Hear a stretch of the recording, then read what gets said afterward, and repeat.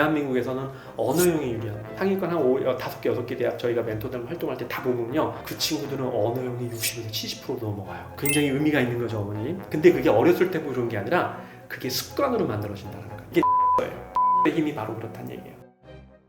우리 아이가 어떤 스타일로 공부하는 습관인지 네. 어떻게 알 수 있을까요? 네, 공부할 때 사람마다 각각 고유한 학습 스타일이 있거든요. MBTI가 이제 전국을 강타해서 우리 10대 아이들, 특히 우리 어른들도 그렇고 사람마다 성격이나 기질들이 달라서 이 사람이 왜 이렇게 행동을 하고 이걸 예측할 수가 있잖아요. 마찬가지입니다. 학습 스타일이라는 게 있어서 부모님들이 좀 얘기를 들어보시면 자녀 교육에 굉장히 도움이 되는 게 나랑 다르구나. 아이가 틀린 게 아니라 나랑 이렇게 다른 거를 오해를 했구나. 바로 그 오해가 이해가 되는 시간이라고 보시면 되겠습니다. 댓글 창에 저희가 링크를 올려드렸거든요. 그거를 검사를 해보시면 여기 보시는 대로 활동 숙고형이 있고요. 감각, 직관이 있고 시각, 언어가 있고 순차, 총체라고 하는 이 네 가지 축이 있어요. 활동 숙고라고 하는 이 과정은 우리 아이가, 자녀가 수업에 참여하는 그 모습을 나타낼 때 기준이에요. 두 번째 감각 직관은 학습할 때 배우는 내용이 있죠. 그런 개념이나 내용을 인지하는 그 차이를 나타내는 거예요. 그리고 세 번째 시각하고 언어는 어떤 학습 형태로 되어 있어야 이해가 빠르고 기억도 오래가고 그리고 수업에 대한 내용을 쉽게 받아들이는지. 그다음 네 번째가 이제 순차 총체예요. 마찬가지. 순차적으로 이해하느냐 아니면 이걸 전체 덩어리를 봐야 전체적인 이해를 먼저 시작을 해서 이해를 시작하느냐. 활동 숙고형은 말 그대로 활동형 아이들은 MBTI에서 외향성이 좀 강하다고 얘기합니다. 숙고형은 내향성이 있는 아이들이 숙고형이 좀 있어요. 말 그대로 외향성 활동하는 아이들은 적극적이다라고 활동을 하죠. 이 친구들은 모여서 공부하기를 좋아하고요. 토론하기를 좋아하고 뭔가 말로 설명하고 적극적으로 뭔가 이렇게 참여하는 그런 모습을 띱니다. 숙고형 아이들은 굉장히 조용하고 자기만의 시간에서 자기만의 공간에 천천히 정리를 해가면서 하는 시간이 반드시 필요합니다. 여기서 어려움이 이제 나타나는 게 어머님이 활동형이야. 우리 아이가 숙고형이야. 그러면 어머님이 보시기에 우리 아이가 숙고형인 아이는 어떻게 보여요? 느리게 보이죠. 그래서 숙고형인 학생들은 마치 뭔가 모르는 것 같고 느린 것 같고 뭔가 아무 생각이 없는 것처럼 생각이 되는데 그렇지 않습니다. 절대 그렇지 않아요.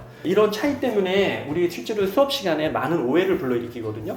그룹을 지어서 공부하는 아이들. 근데 숙고형이 보면은 너무 시끄러워요. 쉬는 시간마다 몰려다니죠. 끝나고 몰려다니죠. 또 같이 모여서 뭐 하죠. 그래서 어머님들 시험 때 내신 때 보면 우리 아이가 친구 따라서 독서실 다니고 스터디 카페 다니고. 왜냐하면 얘네들은 같이 모여 있어야 집중이 됩니다. 숙고형 창 친구들은 혼자 공부하죠. 나만의 공간, 나만의 시간이 절대적으로 필요한 거라서 그 부분에 대해서 부모님들이 오해하시지 말으셔야 된다는 거. 그런 환경을 조성해 주셔야 돼요. 두 번째는 감각하고 이제 직관에 대해서 얘기할게요. 말 그대로 감각은 오감을 통해서 학습하는 걸 좋아합니다. 만져지고 보여지고 그리고 느껴지는 거, 그런 공부를 좋아해요. 그러니까 도구 조작 능력도 좋고 악기도 잘 다루길 좋아하고 과학 실험도 적극적이고 이론적으로 개념적으로만 선생님이 설명을 하게 되면 감각형 아이들은 집중이 안 돼요. 근데 직관형 아이들은요, 눈에 보이는 것보다 눈에 보이지 않는 가능성, 이면, 숨겨져 있는 그런 뜻, 이걸 또 찾는 걸 또 좋아해. 근데 이 친구들은 추상적인 개념을 받아들이거든요.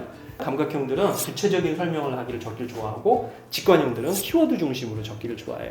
여기는 반복 학습을 좋아해요. 직관형들은 절대 반복을 하지 않습니다. 근데 우리 부모님들은 감각형이 많아요. 어떤 딱 틀에 잡히고 반복적이고 규칙적이고 원칙에 관련돼 있는 감각적인 그런 공부를 원하시기 때문에 우리 아이가 직관형이라면 아마 바라볼 때 굉장히 답답하실 거예요. 세 번째 이제 시각하고 언어형을 말씀을 드릴게요. 시각형이 있는 아이들은 그림이나 사진, 이미지가 많은 책을 선호합니다. 장기 기억으로 넘길 때 학습 자료가 시각적인 자료가 많이 있는 걸 좋아하는 게 시각형이에요. 그런데 언어형들은 글감이나 말로만 있어도 충분히 학습하는 데 어려움이 없습니다. 저희가 데이터를 내보면 성인은 한 5대5로 나오는데 어린아이들, 초등학교가 굉장히 시각형이 많아지면서 차차차차 학년이 올라가면서 점점점 언어형 쪽으로 많이 바뀝니다. 이건 변합니다. 텍스트를 많이 읽고 책을 많이 읽다 보면 시각에서 언어로 많이 넘어오기는 해요. 태생적으로 인간은 시각적인 성향이 강하다고 하죠. 우리 인류가 언어를 사용한 게 그렇게 오래되지 않았기 때문에 실제로 언어 데이터가 없다고 해요. 같은 교과서 내용인데 설명이 이렇게 글감으로 설명된 거랑 이미지가 있는데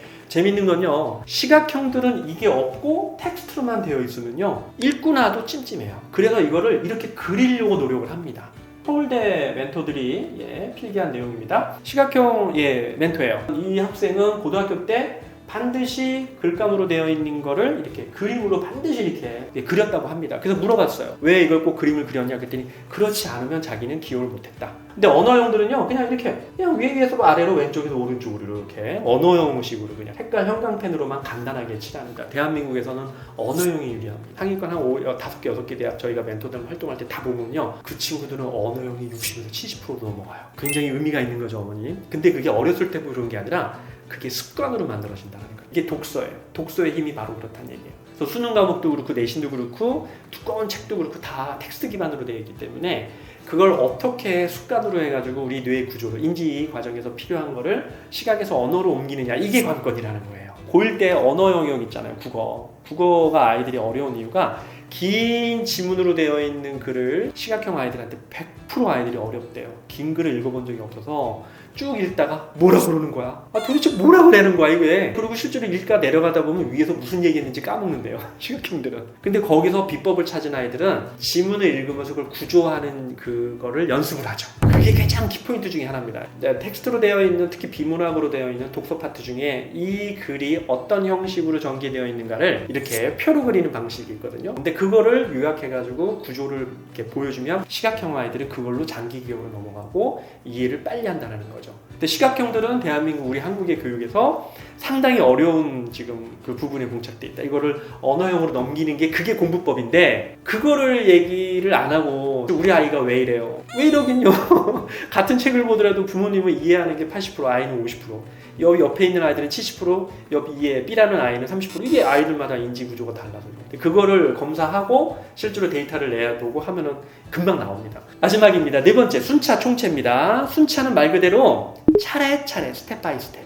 넘나드는 거 싫어합니다. 한 가지를 쭉 번호순으로 1챕터, 2챕터, 책도 앞에서부터 쭉 나가고 연습장도 쓸 때 앞에서부터 차근하게 나가서 정리를 합니다. 총체는 전체의 윤곽이 나와야 됩니다. 그래서 총체들은 둘러봐요. 막 어떤 모양을 띠고 있는지 그 감을 잡기 위해서. 어디 고궁을 갔어요. 순차형은요. 번호대로 가야 되죠. 어머님은 순차형이 많아요. 네, 우리 아이들은요.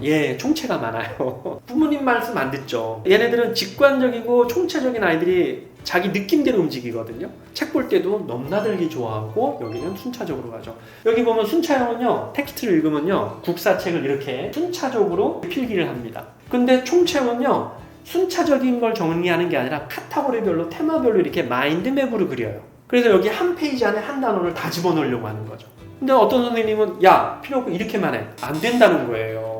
순차형들은 구체적인 거, 나무를 보는 그런 특성이 있고요. 그 다음에 총체형들은 숲을 보는 특성이 있어요. 줌인에서 줌아웃으로 가는 거. 총체형은 줌아웃, 줌인으로 들어간다는 거. 이런 시각적인 뷰 포인트가 다르기 때문에 공부하는 방식이 서로 다르다는 거죠. 그러니까 우리가 어떤 외부의 자극이 들어오면 우리 뇌는 주의를 통해서 감각기억으로 넘어오면서 이것이 한 3초에서 5초 정도 머물렀다가 필요에 의해서 내가 이 정보는 나한테 도움이 되고 충분히 내 생활적인 거다 라고 하는 그런 것들은 정보 추합을 해서 작업기억으로 넘어오죠. 그럼 작업기억에서 우리가 가지고 있는 장기기억 있죠. 이전에 알고 있는 이 배경 지식이 되는 장기기억 가지고 있는 거랑 연결하는 작업.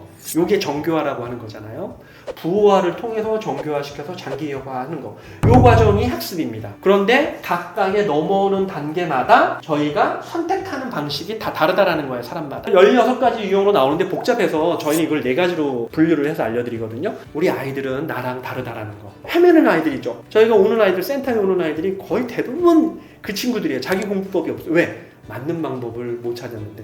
문제는 그 친구가 못 찾은 게 문제가 아니라 부모님하고의 갈등이 굉장히 심하다는 거예요. 활동, 숙고, 감각, 직관, 시각, 언어, 순차, 총체의 기준은 수업에 참여하는 모습, 우리가 인지하는 과정, 자료가 어떤 형태인지, 그리고 내가 이해하는 기준이 다 다르다. 그 다 다를 때 내 방법이 맞는 게 아니다. 나는 그런 특성을 가지고 태어난 거고 나는 그게 그렇게 교육을 받았기 때문에 나한테 편할 겁니다. 근데 우리 아이나 상대방은 다를 수가 있다. 그걸 인정해야 된다는 겁니다. 저희가 한번 데이터를 내봤거든요. 멘토단들이에요. 숙담 시순이 1등입니다. 제일 퍼센트가 20%가 제일 많아요. 두 번째도 감각 순차죠. 그리고 직관 순차, 감각 순차, 감각 순차가 굉장히 많아요. 학생들 보면요, 유난히 이게 보이죠, 빨간색. 이 친구들은요, 활직 시총. 근데 멘토들 대학생들은요, 이 활직 시총이 저 후반으로 내려가요. 아이들이 이 유형을 어떻게 좀 이렇게 넘기느냐. 요게 이제 어떻게 보면은 학습 자세, 공부 자세, 한 자리에 앉아가지고 책상에 오래 앉아 있는 연습. 변합니다. 이거는 성장하면서 아이들이 딱 그 발화되는 지점이 있어요. 자, 이렇게 해서 이제 1부를 마무리하고, 자, 2부에서는 요 기반으로 해가지고 요게 이제 화학반을 일으킵니다. 이제 두 가지 유형이 같이 매칭이 되면 어떤 형태로 공부법이 발산이 되는지 그 부분에 대해서 말씀을 드리도록 하겠습니다.